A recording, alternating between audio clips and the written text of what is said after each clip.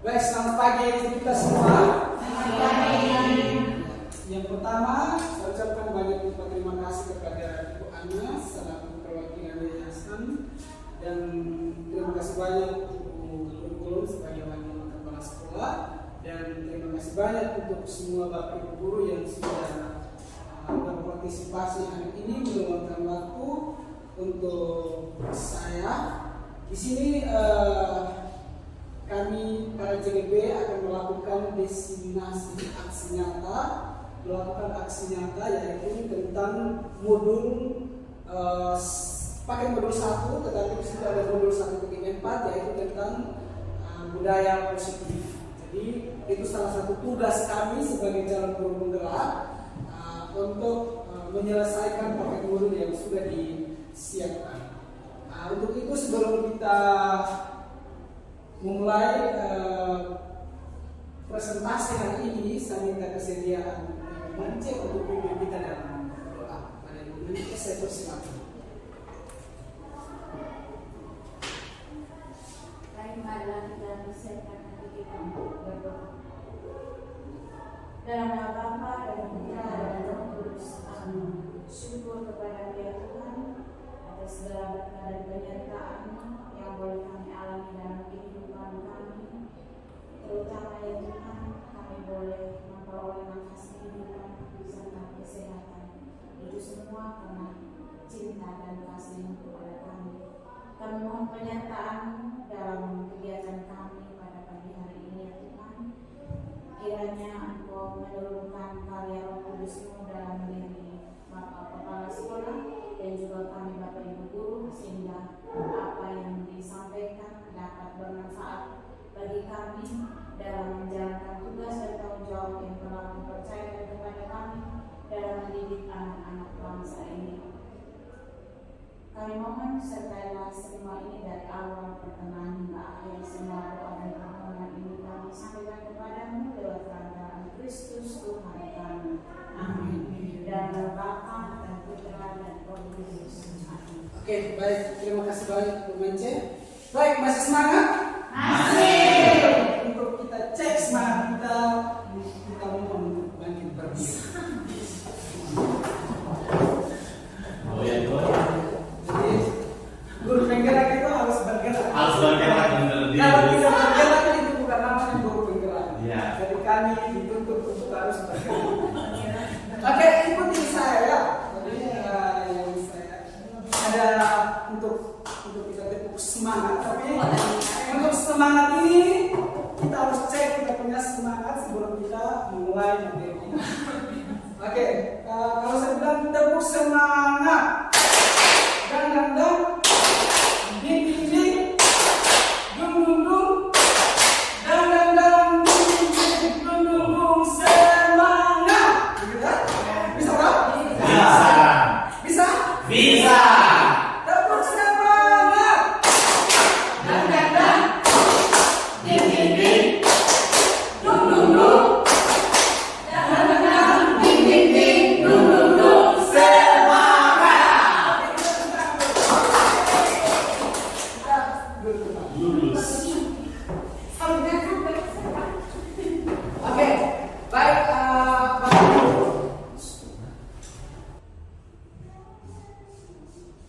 Oke, baik. Terima kasih banyak Bapak Ibu Guru. Hari ini kita akan membahas tentang budaya positif. Nah, di sini ada yang sudah pernah mendengar kata budaya positif? Sudah ada yang pernah mendengar? Sudah.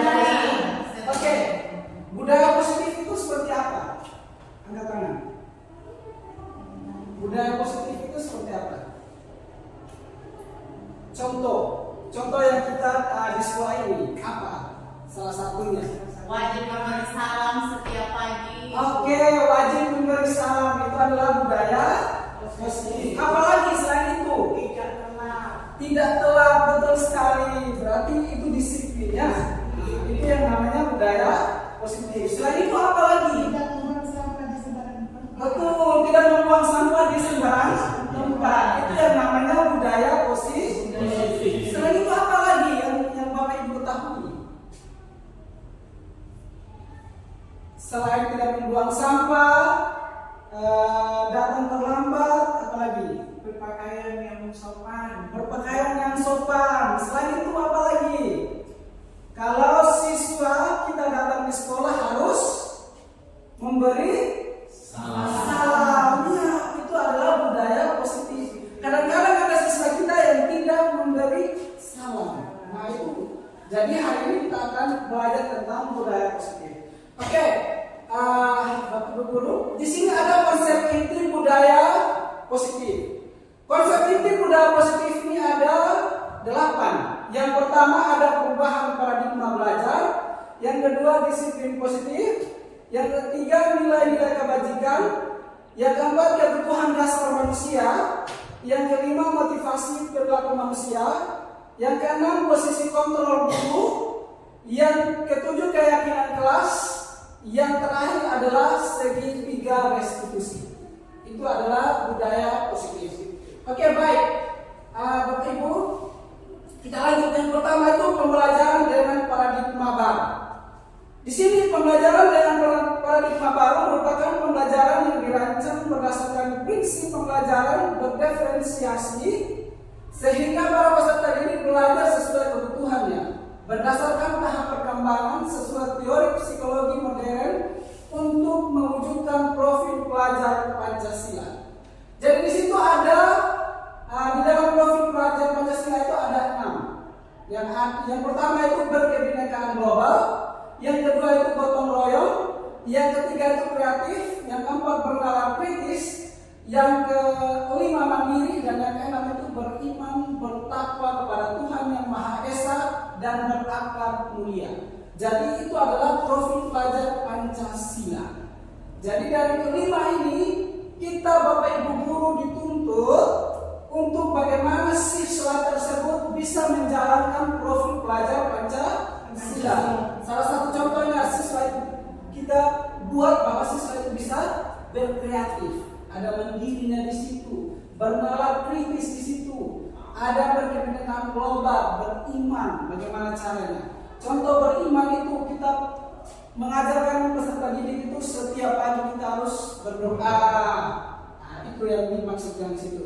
Terus mandiri, kita bagaimana cara untuk mengajar siswa itu supaya bisa mandiri. Itu artinya yang berada di dalam profil pelajar Pancasila. Bernalar kritis, bagaimana kita memberikan sebuah materi, mereka berpikir kritis, bernalar kritis. Terus di situ ada bergotong royong. Bagaimana sebuah pekerjaan mereka bisa bekerja sama, misalnya di dalam kelompok. Itu yang ada di dalam profil pelajar Pancasila. Oke, baik, kita lanjut. Yang kedua adalah disiplin positif. Disiplin positif berasal dari kata disiplin, yang artinya belajar. Disiplin mengacu pada disiplin diri yang memiliki tanggung jawab terhadap apa yang dilakukannya berdasarkan nilai-nilai yang diyakini. Seperti yang Bapak Ibu sudah jelaskan tadi itu, membuang sampah sembarangan, berarti dia membuang sampah pada tempatnya. Nilai yang diyakini itu apa? Yang berada di dalam situ itu. Seperti itu. Terus datang sekolah tepat waktu. Nilai yang dia diyakini adalah disiplin. Nilai yang berada di situ. Itu maksudnya. Terus disiplin positif merupakan salah satu cara penerapan disiplin yang bertujuan untuk menumbuhkan kesadaran serta memperdayakan peserta didik tanpa imbalan, penghargaan atau reward, ancaman atau hukuman. Jadi, misalnya kalau siswa tersebut sudah melakukan disiplin positif, kita tidak boleh kasih hadiah, tidak boleh, itu tidak baik. Kita tidak boleh kasih uang atau kita tidak boleh kasih pena. Artinya kenapa? Kalau kita sudah kasih pena berarti siswa yang lain merasa minder. Itu yang pertama. Terus yang kedua, dengan siswa itu yang kita kasih hadiah maka dia kalau begitu saya harus ini sehingga saya dapat ini. Tetapi suatu saat nanti kalau kita tidak ada uang untuk kasih hadiah maka menurun dia punya semangat untuk belajar. Jadi yang benar itu kita pakai jempol. Nah, kita kasih begini. Itu yang benar. Sehingga tidak menurunkan minat dari seorang siswa. Bisa mengerti? Oke. Baik. Di sini sebagai pendidik tujuan kita adalah menciptakan peserta didik yang mempunyai disiplin diri, sehingga mereka berperilaku mengacu kepada nilai-nilai kebajikan universal dan memiliki motivasi intrinsik dari dalam perubahan perilaku ke arah yang lebih baik. Artinya motivasi intrinsik itu yang berada di dalam diri sendiri, bukan dari luar. Seperti tadi Bu, gara-gara dia sudah dapat hadiah berarti bukan dari luar, berarti bukan dari dalam diri. Karena dia ingin mendapat hadiah, dia harus berusaha untuk bisa juara. Tapi tidak, berarti yang harus berada di dalam diri seorang siswa. Sama juga dengan kita Bapak Ibu. Oke, bisa mengerti? Bisa. Oke, kita lanjut ya. Terus yang ketiga adalah nilai-nilai kebajikan. Nilai-nilai yang disepakati bersama, lepas dari suku bangsa, agama, bahasa maupun latar belakang. Di situ ada profil pelajar Pancasila, ya, beriman dan bertakwa kepada Tuhan Yang Maha Esa dan berakhlak mulia, berkebinekaan global, gotong royong, mandiri, kreatif dan bernalar kritis. Terus yang kedua, IBO Primary Years Program PYP, toleransi, rasa hormat, integritas, mandiri, menghargai, antusias, empati, keingintahuan, kreativitas, kerjasama, percaya diri dan komitmen. Terus yang ketiga, keterampilan hidup atau life skill, dapat dipercaya, lurus hati, pendengar, yang aktif, tidak merendahkan orang lain dan memberikan yang terbaik. Oke, kita lanjut. Di sini ada kebutuhan yang keempat, kebutuhan dasar manusia. Oke, kebutuhan dasar manusia adalah segala sesuatu yang kita lakukan untuk mendapatkan yang kita inginkan. Seluruh usaha yang kita lakukan memiliki tujuan tertentu, dan semua usaha terbaik yang kita lakukan adalah dalam rangka agar kebutuhan dasar kita terpenuhi dengan baik. Dari kebutuhan dasar manusia itu, sampai di sini yang misalnya kita punya anak itu tidak memiliki kebutuhan, pasti semua mempunyai kebutuhan. Salah satunya apa? Kebutuhan rumah, kebutuhan pakaian, kebutuhan kasih sayang. Nah, sama kalau kita mengajar, Bapak Ibu. Jadi kalau siswa itu kita lihat dia pemalas atau bagaimana di kelas, kita harus tanya dulu kebutuhannya. Kita tahu dulu kebutuhan apa yang tidak terpenuhi. Apakah itu kebutuhan kasih sayang? Apakah itu kebutuhan rumah? Karena kita punya siswa itu berlatar belakang. Ada yang mampu, ada yang tidak mampu. Seperti itu.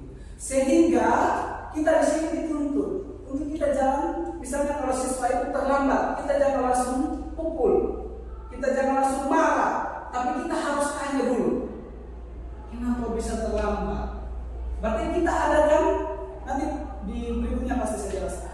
Kita harus tanya dulu siswa itu, mungkin ada salah satu kebutuhan yang tidak terpenuhi di situ, makanya dia bisa terlambat. Seperti itu. Oke. Baik, kita lanjut. Nah, di sini ada 5 kebutuhan dasar manusia. Yang pertama itu bertahan hidup, seperti yang saya jelaskan tadi, yaitu makanan, pakaian, tempat tinggal, kesehatan, keamanan. Jadi kita harus pastikan siswa itu apakah dia punya rumah atau tidak, dia punya pakaian atau tidak, punya tempat tinggal atau tidak, bagaimana dengan kesehatannya, bagaimana dengan keamanannya. Kita harus lanjut. Terus yang kedua, kasih sayang dan rasa diterima.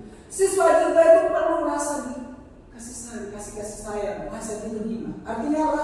Rasa dipedulikan, berbagi, kerjasama menjadi bagian dari misalnya ada salah satu siswa yang kita ini, arti kasih sayangnya dia itu hanya dia saja, tetapi siswa yang lain itu tidak, maka dengan sendirinya siswa tersebut itu akan minder. Jadi siswa itu merasa dikasih sayang, merasa dibutuhkan, merasa terbutuhkan itu. Jadi oleh karena itu Bapak Ibu guru, mulai sekarang apalagi sudah 2 orang lagi yang calon guru penggerak, jadi kita harus perhatikan betul-betul kebutuhan bagi seorang peserta. Terus yang kedua adalah penguasaan. Nah, dalam penguasaan ini ada harga diri, ada keinginan untuk dianggap. Misalnya ada siswa bilang, "Wih, saya yang paling hebat di sini, saya yang paling pintar di sini." itu adalah penguasaan.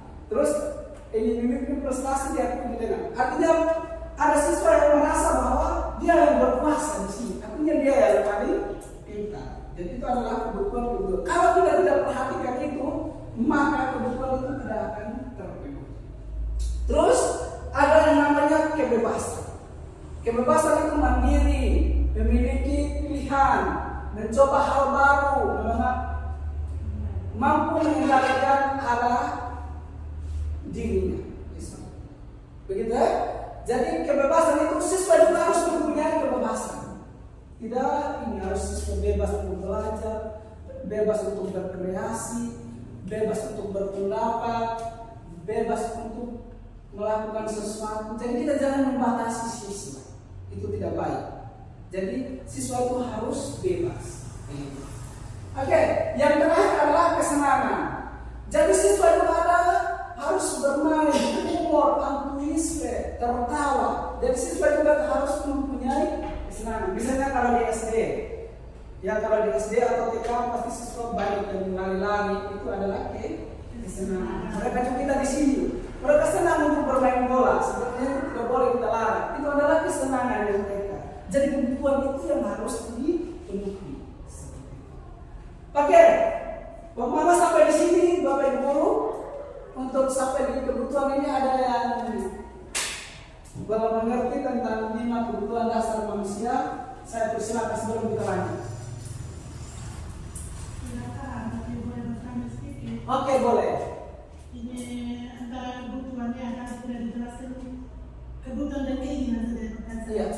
Apakah yang diutamakan kebutuhan dan keinginan? Yang diutamakan itu kebutuhan duluan atau keinginan? Itu letak perbedaan antara kebutuhan dan keinginan itu di mana? Baik, tepuk tangan dulu untuk pertanyaan sangat luar biasa.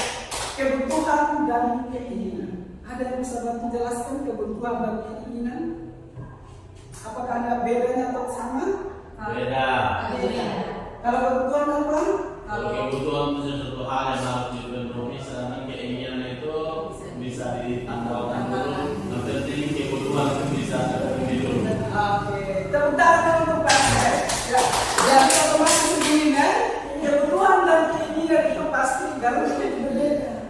Misalnya, Bulin, kebutuhan keinginan yang Bulin itu catat rambut. Tapi kalau ada uang untuk Kebutuhan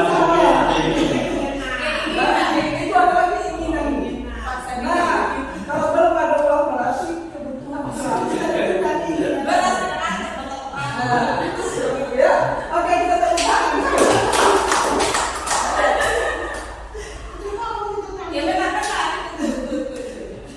Oke, yang kelima adalah motivasi perilaku manusia. Di situ ada motivasi perilaku manusia. Untuk menghindari ketidaknyamanan, ada motivasi ekstrinsik. Jadi untuk mendapatkan imbalan atau penghargaan dari orang lain, ada di situ ada motivasi intrinsik. Ada motivasi dari luar dan ada motivasi dari dalam. Jadi dari dalam itu untuk menjadi orang yang mereka inginkan dan menghargai diri sendiri dengan nilai-nilai yang mereka percaya. Artinya bahwa semua orang itu mempunyai motivasi intrinsik. Jadi harus menghargai nilai-nilai yang ada. Oke, kita lanjut.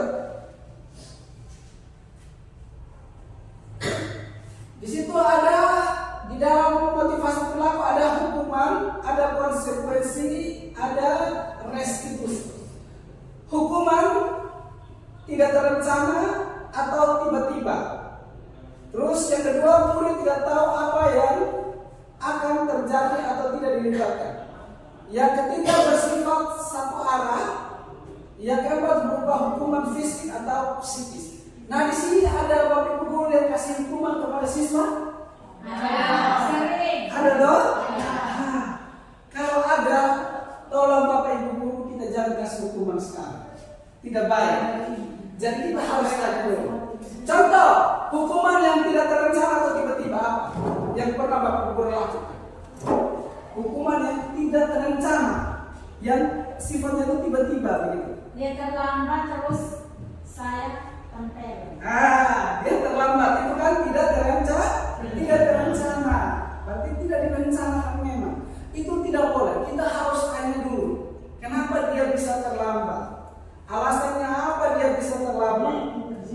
Nanti kita harus lakukan segitiga yang namanya segitiga restitusi. Nanti di situ kita jelaskan. Tiba-tiba itu ada dua anak dalam ujian, yang satu dia menyerahkan dia punya hasil seluruh nyontek semua. Akhirnya saya kasih hukuman, dua-duanya saya kasih nilai minimal. Oke.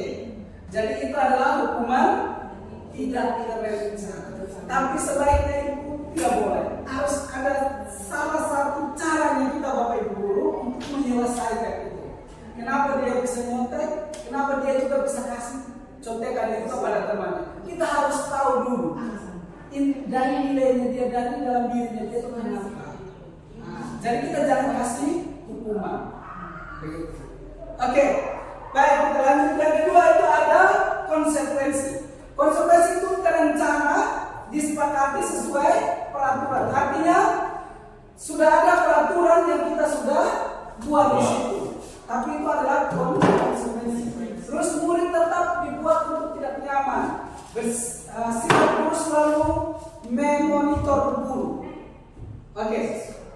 Memonitor siswa. Jadi di situ konsekuensi ada yang terencana. Contohnya apa yang kita sudah rencanakan? Misalnya peraturan dalam hal berpakaian. Ya, peraturan dalam hal berpakaian itu adalah sudah terencana. Terus di situ ada siswa yang tetap melanggar. Kira-kira kita sebagai seorang guru bagaimana caranya? Nah, untuk caranya bagaimana? Ada yang namanya restitusi. Untuk kita lakukan itu. Yang pertama, proses menciptakan kondisi bagi murid untuk memperbaiki kesalahan. Artinya kita harus seperti yang saya sampaikan tadi, kita tanya dulu alasannya kenapa. Kita jangan langsung marah-marah. Kenapa dia bisa lakukan itu? Seperti itu. Terus yang kedua, proses kolaboratif yang mengajarkan murid untuk mencari solusi sendiri. Setelah kita tahu alasannya, kita tanya dia, terus nanti dia yang mencarikan solusi sendiri. Bukan kita lagi Bapak Ibu dulu. Artinya supaya siswa tersebut itu bisa berpikir seperti itu ya. Oke, kita lanjut. Nah, di sini ada 5 posisi kontrol guru. Ya. Ada yang pendukung, ada yang membuat merasa bersalah, ada yang teman, ada yang pemantau, ada yang manajer. Di sini saya ingin tanya kepada Bapak Ibu guru, selama ini kita di posisi mana? Penghukum kah? Pembuat merasa bersalah kah? Teman kah? Pemantau kah? Atau manajer? Penghukum dan pemantau. Penghukum dan pemantau. Oke, Bapak Ibu guru. Jadi kita dituntut sekarang itu kita harus berada di posisi manajer. Jadi kita jangan jadi penghukum, jangan jadi pembuat merasa bersalah, jadi jangan teman dan pemantau. Penghukum itu misalnya, kalau terlambat sekarang mau keliling lapangan 10 kali, itu yang namanya penghukum. Terus kalau kita membuat merasa bersalah, aduh saya kecewa betul dengan lo, percuma mau punya orang tua kasih sekolah lo, percuma kasih sekolah lo tidak pernah lakukan apa yang kita Bapak Ibu sampai lo tidak ingat lo punya orang tua di rumah. Kita itu membuat merasa bersalah. Tidak boleh Bapak Ibu guru. Iya. Terus teman, misalnya teman, ini Dini tidak boleh ya. Nanti Bapak kepala sekolah dia marah kalau Dini tidak melakukan ini. Nah, itu adalah teman. Misalnya kalau Dini melakukan sesuatu, misalnya Ibu Mance, Dini jangan begitu, kasihan ibu ya. Tolong, nanti Bapak kepala sekolah marah kalau kamu tidak cakap. Nah, itu merasa berteman. Jadi kita teman dengan siswa. Itu jauh lebih bagus daripada kita terhukum dengan membuat merasa bersalah. Kalau pemantau, apa? Dia memantau. Misalnya, ya, dia ini hari dia terlambat. Besok dia lakukan lagi. Terus dia lakukan lagi tanpa kita tegur, tanpa kita omong, tanpa kita sampaikan. Itu yang pemantau. Yang terakhir adalah sifat manajer. 5 posisi kontrol guru yang paling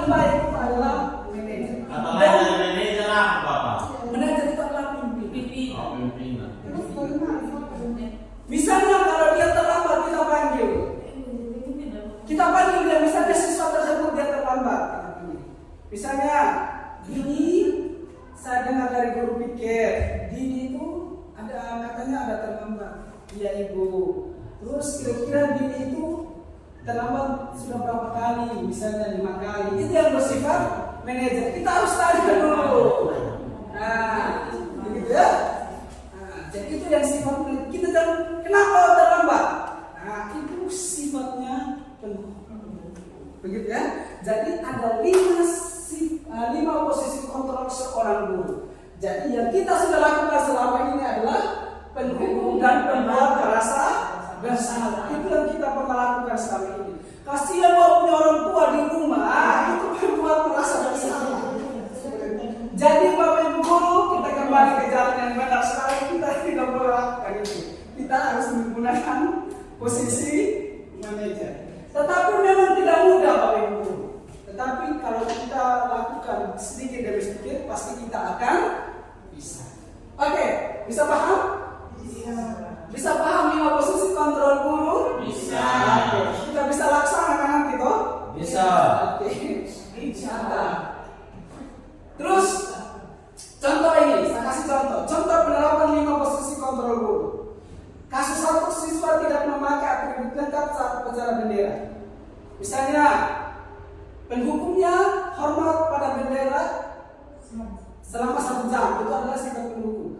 Terus yang membuat merasa berapa kali Bapak Ibu harus memberitahu kamu selalu mengecewakan Bapak Ibu. Itu tidak boleh. Itu membuat merasa bersalah. Terus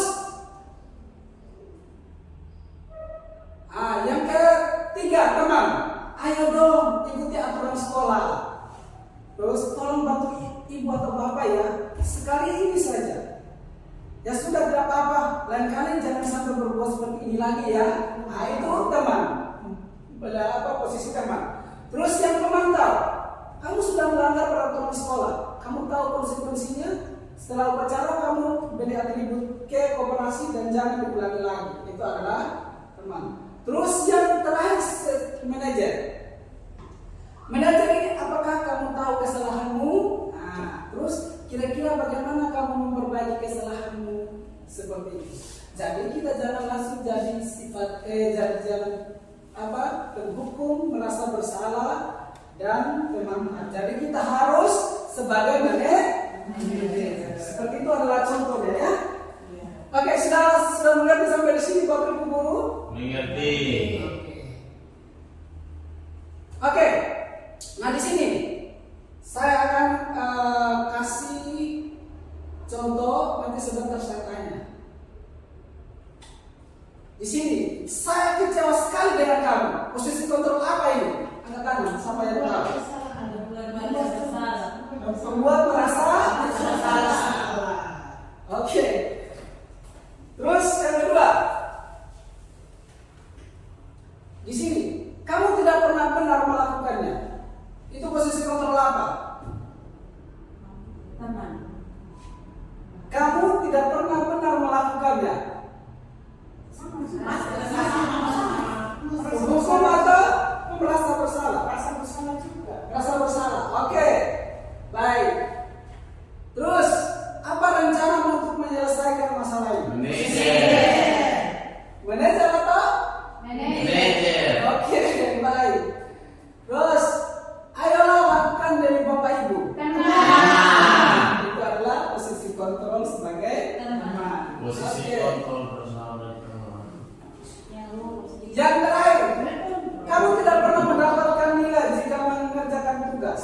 Posisi kontrol, kamu tidak pernah mendapatkan nilai jika tidak mengerjakan tugas. Hukum.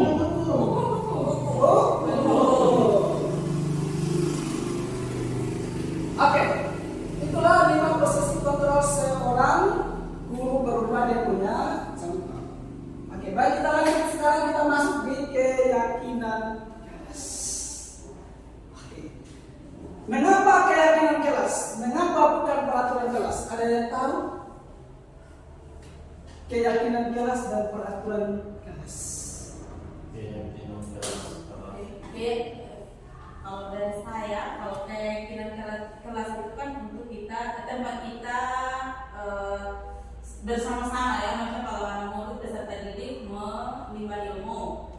Sedangkan kalau aturan kelas itu suatu pemaksaan dan ya boleh ya pemaksaan juga karena misalnya dalam apa ya aturan misalnya contoh harus kelasnya harus tetap buat jadwal piket seperti itu, piket kelas itu sebuah aturan agar kelasnya tetap bersih atau tidak boleh ribut. Oke, jadi tepuk tangan dulu untuk Ibu Titi. Jadi beda ya antara keyakinan kelas dengan peraturan. Selama ini kita buat dengan peraturan kelas atau keyakinan kelas yang kita buat? Peraturan kelas itu tidak baik. Kenapa? Karena kita yang buat aturan. Artinya kita seperti yang Mama Ana sampaikan tadi, memaksakan anak.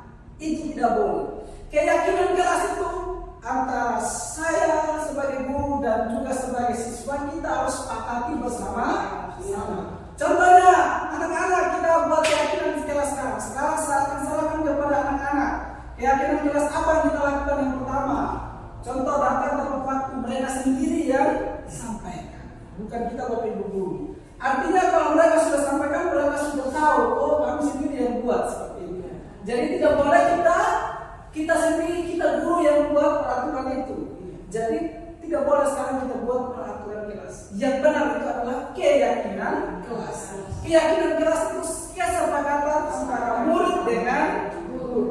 Kalau peraturan kelas berarti guru wali kelas yang membuat peraturan tersebut kepada siswa.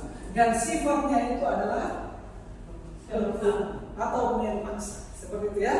Oke, itu adalah keyakinan kelas. Jadi yang benar sekarang adalah keyakinan kelas ya, bukan peraturan kelas. Oke. Nah, di sini pembentukan keyakinan kelas. Di dalam pembentukan keyakinan kelas itu harus bersifat abstrak atau nyata. Ya, kita harus buat abstrak. Terus berupaya pernyataan universal. Pernyataannya itu yang umum punya. Terus dibuat dalam pernyataan positif, artinya positif. Misalnya, jangan membuang sampah. Tidak boleh gunakan kata itu, jangan membuang sampah. Itu bukan positif lagi. Yang benar bagaimana? Kita ganti yang negatif ke yang positif. Buanglah sampah pada tempatnya.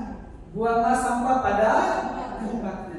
Jangan bilang jangan membuang sampah. Tidak boleh. Itu yang pasti negatif. Kita harus buat yang positif. Seperti itu, ya. Iya. Kalau yang satu yang bersifat abstrak, bukannya artinya kalau bersifat abstrak itu sesuatu yang sama-sama, yang tidak jelas. Kalau yang tadi seperti Bapak bilang, yang jelas nyata itu bersifat konkret. Iya. Apakah begitu, Pak? Yang abstrak itu yang nyata, maksudnya yang berada di sekolahnya kita, di lingkungan sekolahnya kita. Yang itu yang kita harus, ya kita itu yang kita harus lakukan. Bukan dari luar, tapi yang berada di sesuai dengan kondisi sekolah kita, sesuai dengan lingkungan sekolah kita. Jangan kita samakan ke sekolah yang lain dan sesuai dengan kebutuhan kita punya murid seperti itu. Oke. Kita lanjut terus di situ sesuai dengan itu tadi. Sedikit saja agar mudah diingat. Jadi keyakinan kelas itu jangan yang banyak-banyak, sedikit saja agar mudah diingat. Terus sesuai dengan kondisi kelas dan sekolah itu tadi. Jadi sesuai dengan kondisi kelas kita. Terus yang terakhir, semua warga sekolah atau warga atau kelas dilibatkan saat membuat keyakinan kelas. Artinya bahwa Bapak Ibu guru bersama siswa dan semua warga sekolah itu membuat keyakinan sekolah. Misalnya pada saat rapat tahun ajaran baru, kita buat yang namanya keyakinan sekolah. Jadi bukan kita saja guru yang buat, orang tua murid buat keyakinan bersama dengan komite. Artinya kita taati bersama semua keyakinan itu. Jadi bukan hanya guru saja yang buat, tetapi dilibatkan semua. Seperti itu. Oke. Nah, yang terakhir adalah segitiga restitusi. Ini yang paling terakhir. Nah, segitiga restitusi ini suatu proses dialog yang dijalankan oleh guru agar dapat menghasilkan murid yang mandiri dan bertanggung jawab. Di dalam segitiga restitusi ini ada 3 tahap. Yang pertama itu menstabilkan identitas.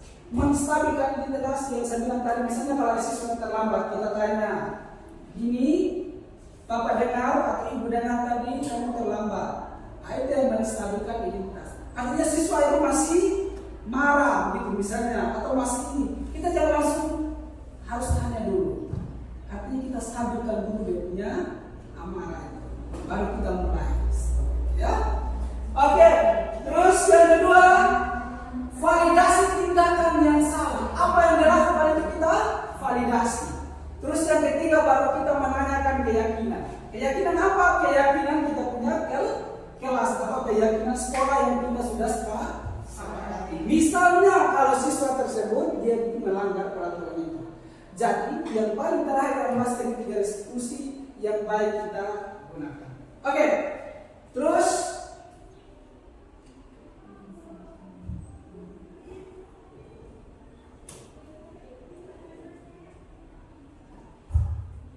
nah, di sini menstabilkan identitas. Yang berdasarkan prinsip membuat kesalahan adalah bagian dari proses pembelajaran. Misalnya, berbuat salah itu wajar. Tidak ada manusia yang sempurna. Ibu atau bapak juga pernah melakukan itu. Itu yang kita harus sampaikan kepada siswa ini. Terus, ibu bapak tidak mau mencari siapa yang salah. Misalnya kalau siswa itu ada yang salah, kita jangan menyalahkan siswa yang salah, tidak boleh. Seperti itu. Misalnya ibu bapak tidak mau mencari siapa yang salah, tapi ibu atau bapak ingin mencari solusi dari permasalahan ini. Terus yang ketiga, kamu berhak merasa begitu. Nah, seperti itu. Terus yang kedua adalah validasi tindakan yang salah. Nah, berdasarkan prinsip setiap perilaku berupaya memenuhi suatu kebutuhan tertentu. Nah, di dalam validasi tindakan yang salah, yang pertama itu kamu pasti punya alasan mengapa melakukan hal itu. Jadi kita tanya dulu, ya toh? Kita tanya dulu kepada siswa. Kamu lakukan ini pasti punya alasan. Kita harus tanya seperti itu. Yang kedua, padahal kamu bisa melakukan yang lebih buruk daripada ini ya. Terus kamu patut bangga karena telah melindungi sesuatu yang penting buatmu. Terus yang terakhir, kamu melakukannya karena mempertahankan sesuatu yang penting bagimu. Itu validasi tindakan yang salah. Artinya kita validasi dulu. Terus yang terakhir menanyakan keyakinan. Nah, di dalam berdasarkan prinsip teori kontrol bahwa pada dasarnya kita termotivasi secara intrinsik. Terus untuk menanyakan keyakinan ini, yang pertama, apakah keyakinan kelas kita? Kita tanya dulu, kita punya keyakinan kelas yang kita sudah sepakati. Terus yang kedua, nilai-nilai apa yang telah disepakati bersama, kita tanya itu. Terus yang ketiga, seperti apa gambaran sebuah kelas yang ideal menurut kamu? Terus yang terakhir, kamu ingin menjadi orang yang seperti apa? Nah, seperti itu. Jadi itu adalah tahap dari segitiga restitusi. Oke. Nah, di sini saya akan kasih contoh penerapan segitiga restitusi.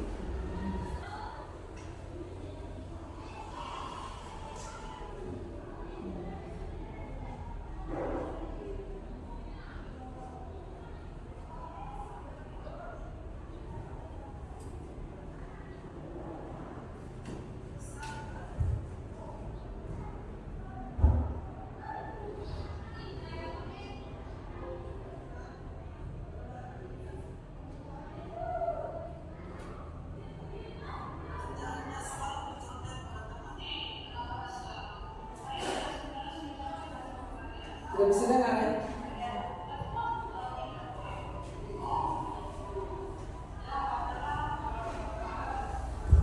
Ini kita menstabilkan identitas.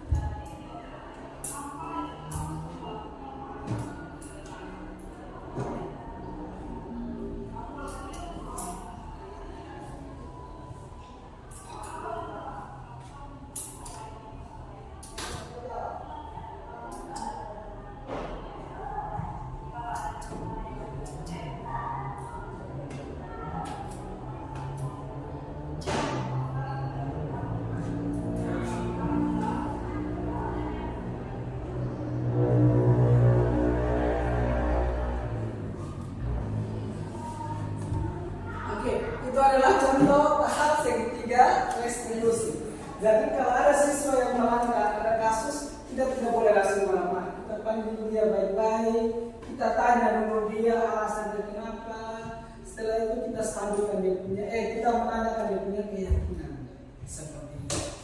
Oke, sampai di sini ada yang ingin ditanyakan mungkin? Saya persilakan.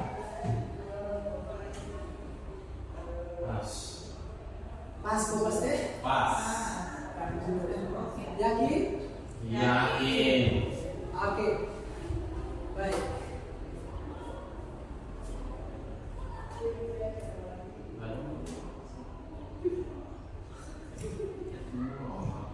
Tugas diskusi. Pembagian kelompok. Ini pelajaran ada waktu kalau PR.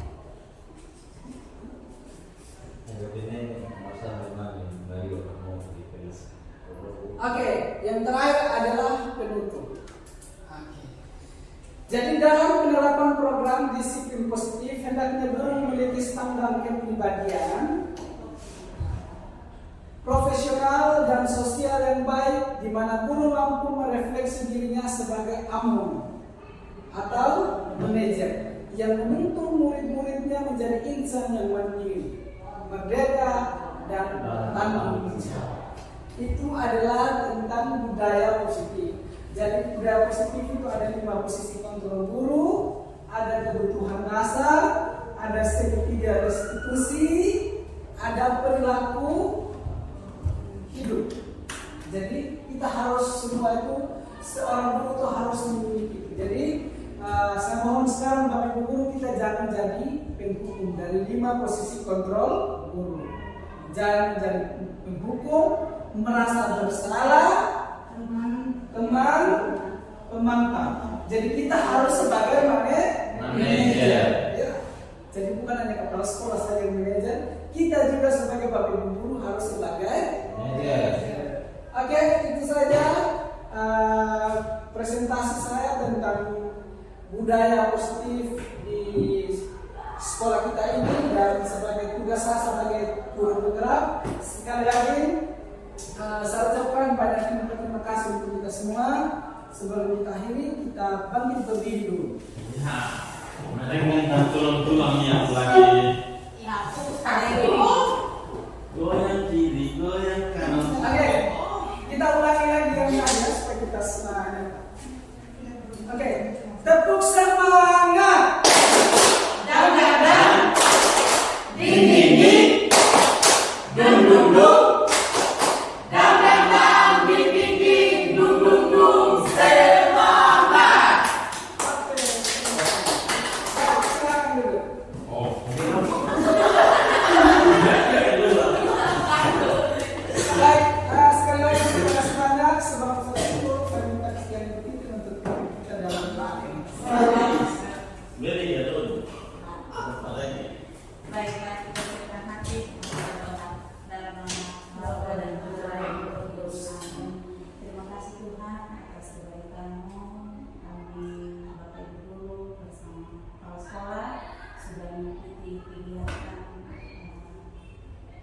yang pendampingan oleh Bapak Kepala Sekolah terkait CGP. Kami mohon Ibu senantiasa tetap menyertainya dalam menjalankan tugasnya dalam mengikuti kegiatan CGP ini, dan semoga kami semua Bapak Ibu guru yang menerima materi hari ini dapat Engkau memberkati dan senantiasa Engkau memampukan kami apa yang kami sudah peroleh dari Tuhan, yang kami sudah dapat dari materi yang disampaikan oleh Bapak Kepala Sekolah, dapat kami kembangkan dan kami gunakan untuk mendidik anak-anak kami yang untuk titipkan kepada kami semua di SMK Bakti. Terima kasih banyak Tuhan. Ini doa dan pengharapan kami, seluruh pergumulan kehidupan kami dan pertaruhan dalam tangan pengasihan. Di dalam nama Tuhan Yesus yang hidup dan berkuasa, Allah sepanjang segala masa. Amin. Ya Allah,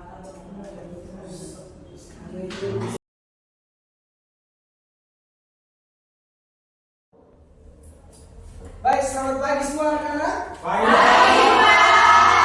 Apa kabar hari ini? Baik, Pak.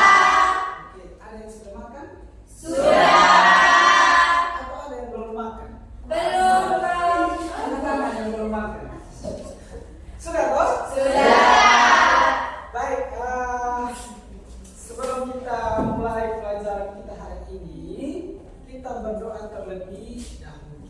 Saya minta Dini untuk memimpin kita dalam doa. Yuni.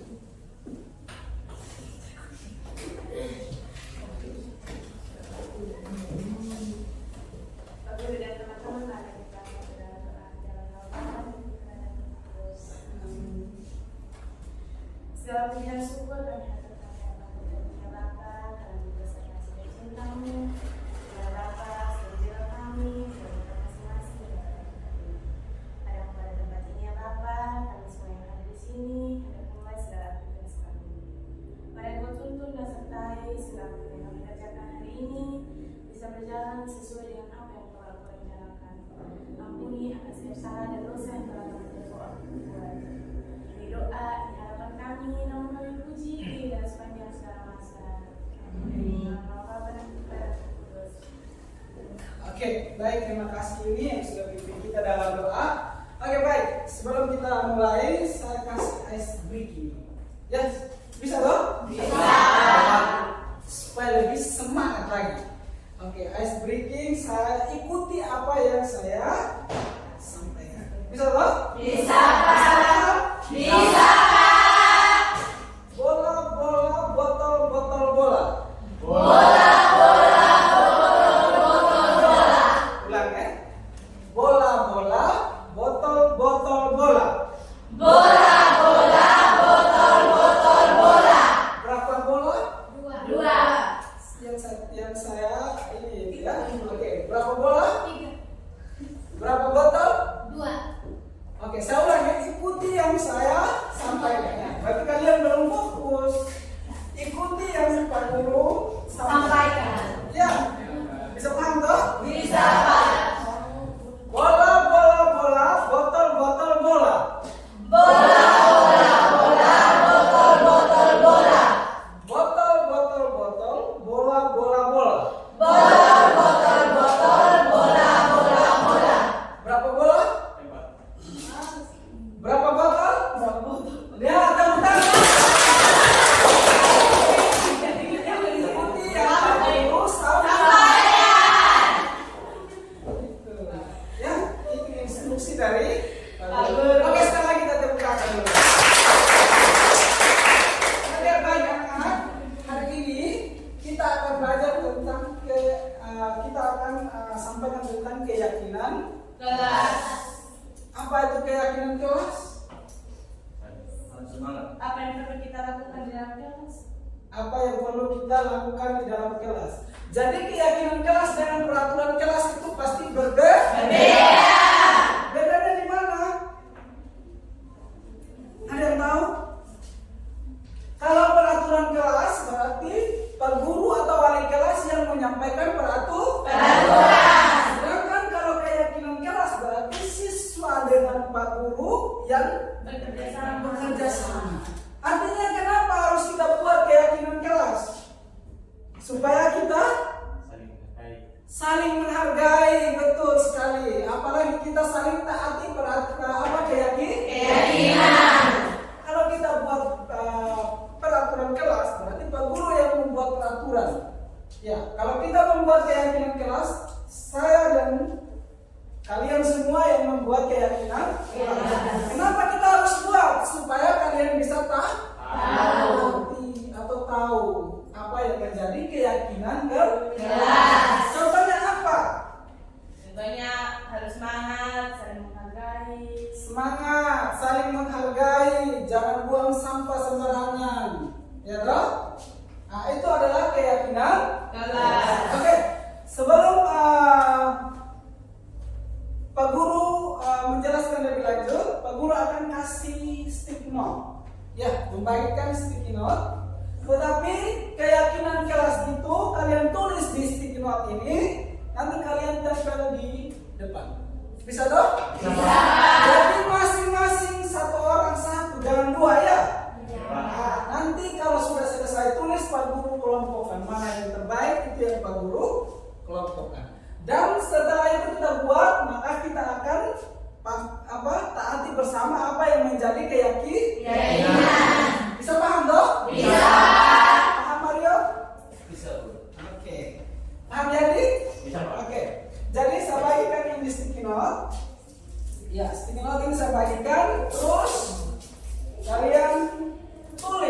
masing-masing 1 orang tulis. Setelah itu baru kalian tempel di sini. Bisa paham toh? Bisa, Pak. Tulis 1 saja ya, jangan banyak.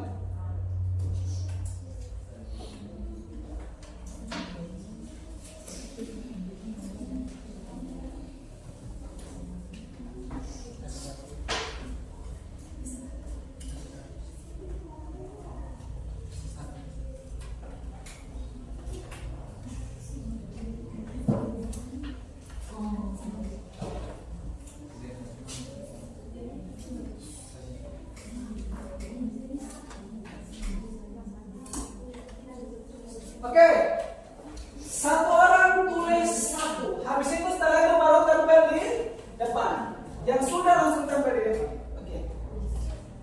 Jangan tulis 2, 1 saja. 1 orang 1. Terserah kalian.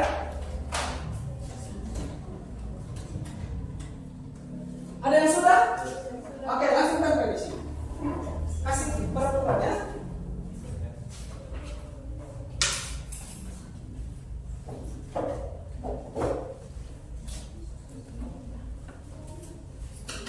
Kasih sejajar di atas.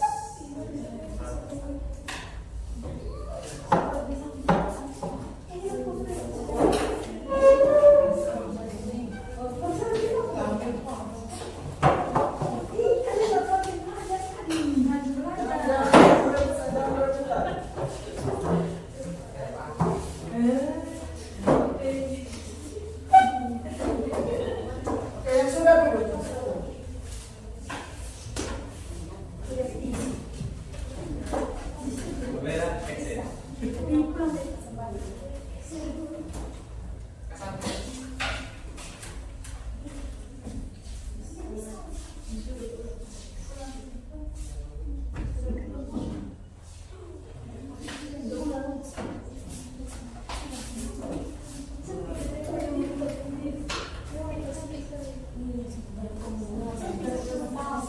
Di bawah lagi ya.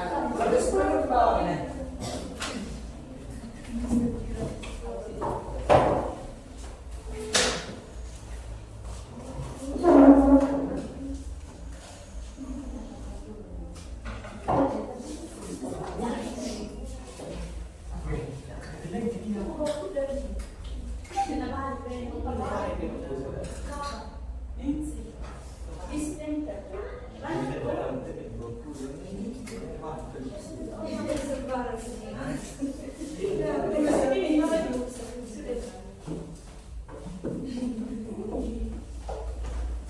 Jangan tulis dia punya lem.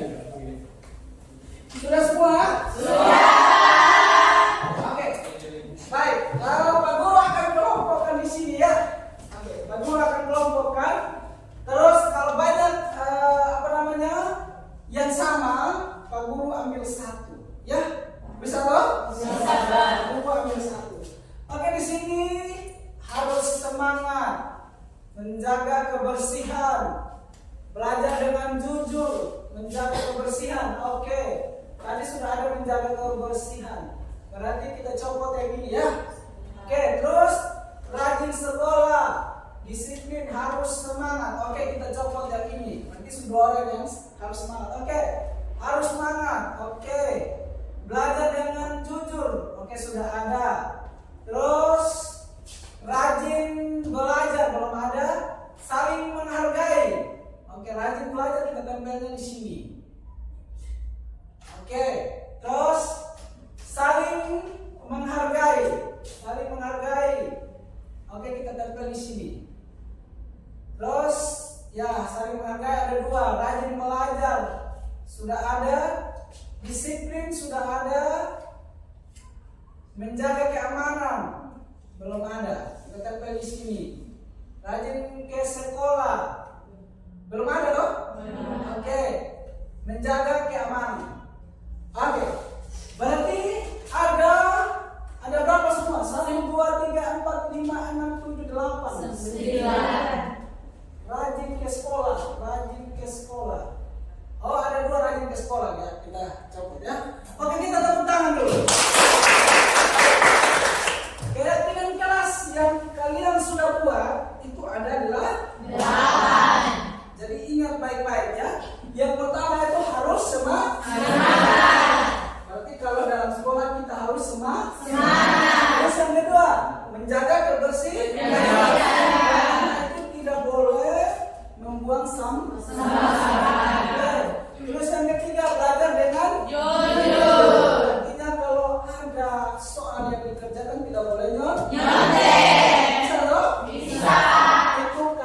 buat, bukan saya. Oke, terus rajin belajar. Jadi harus kalian rajin belajar. Terus ada rajin ke sekolah. Jadi harus rajin ke sekolah. Tidak boleh lupa. Terus ada disiplin. Terus ada saling menghargai. Artinya dari teman satu ke teman yang lain itu saling menghargai. Tidak boleh ini ya. Oke. Terus menjaga keamanan. Oke, kalian sudah buat ini keamanan kelas kita.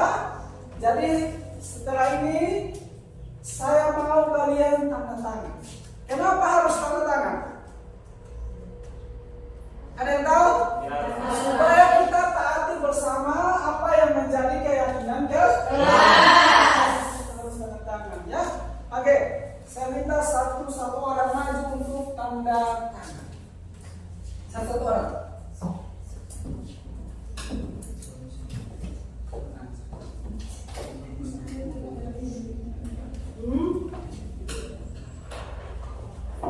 Oke, berikutnya.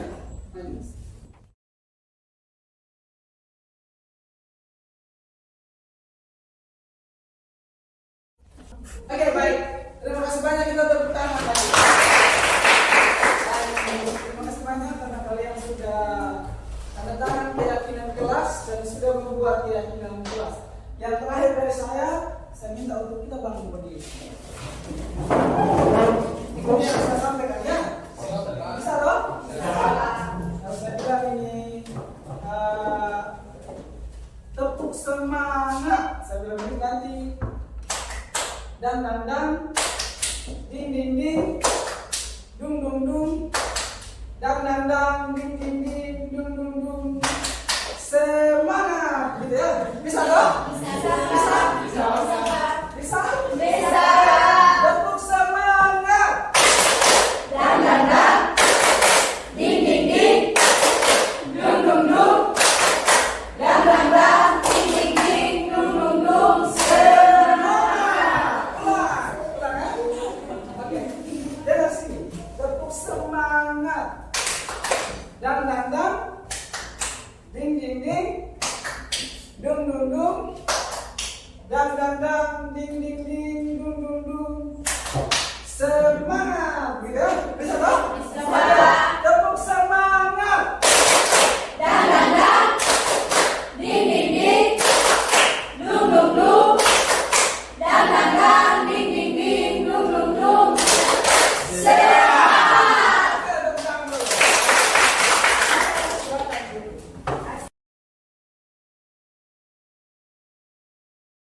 Shalom, perkenalkan nama saya Preti. Saya siswa kelas 11 jurusan keperawatan. Halo, perkenalkan nama saya Duel, saya siswa dari kelas 11 jurusan keperawatan. Shalom, perkenalkan saya Dini, siswa dari kelas 11 jurusan keperawatan. Shalom, perkenalkan nama saya Sandra, saya siswa kelas 11 jurusan keperawatan. Perkenalkan nama saya Mario, saya siswa dari kelas 11 jurusan keperawatan. Shalom, perkenalkan nama saya Yuni, saya siswa kelas 11 jurusan keperawatan. Keren sekali. Keren sekali. Penting sekali. Sangat penting. Karena dapat menumbuhkan rasa tanggung jawab. Dan dapat membuat kita menghargai orang lain.